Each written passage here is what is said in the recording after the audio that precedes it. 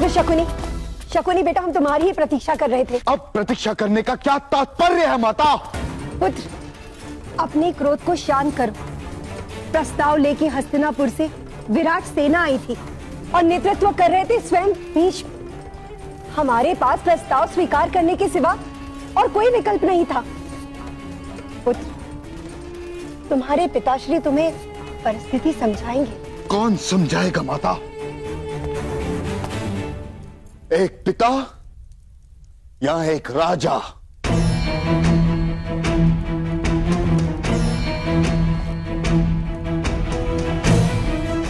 शकुनी, एक राजा अपने राजधर्म का त्याग नहीं कर सकता पुत्र। उचित कहा आपने पिताश्री, ये राजधर्म ही तो है आपका। प्रिय गांधारी का विवाह धृतराष्ट्र के साथ करवा रहे हैं, ये राजधर्म ही तो है आपका। जिस पुत्री ने आपको इतना प्रेम, इतना मान सम्मान दिया है, उसके साथ आप अन्याय कर रहे हैं, ये राजधर्म ही तो है आपका। मेरी प्रिय बहन का भविष्य आप अंधकारमय बना रहे हैं, ये राजधर्म ही तो है आपका। ये कैसा राजधर्म है जहां राज परिवार की आहुति दी जा रही है? कहां गया आपका शास्त्र तेज? कहां गया आपका बल, महाराज सुबल? या फिर हस्तिनापुर की सहायता से अपना साम्राज्य विस्तार करने की लालसा जाग गई है आप में, और उस लालसा के सामने आपका पुत्री प्रेम निर्बल पड़ गया। बोलिए। हम भी गांधारी से प्रेम करते हैं पुत्र, पर निर्णय करने से पूर्व हमें अपने हृदय को बहुत दृढ़ करना पड़ा,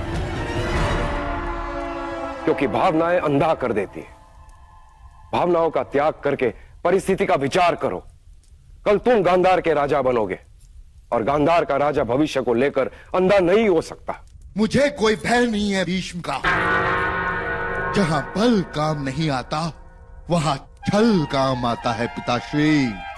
हस्तिनापुर के साम्राज्य पर इतनी चतुराई से वार करूंगा कि उस साम्राज्य का ध्वंस हो जाएगा।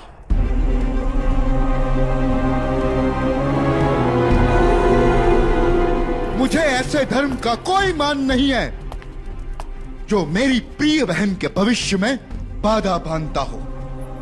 गांधारी के लिए अगम से अगम कार्य करना पड़े तो स्वीकार है,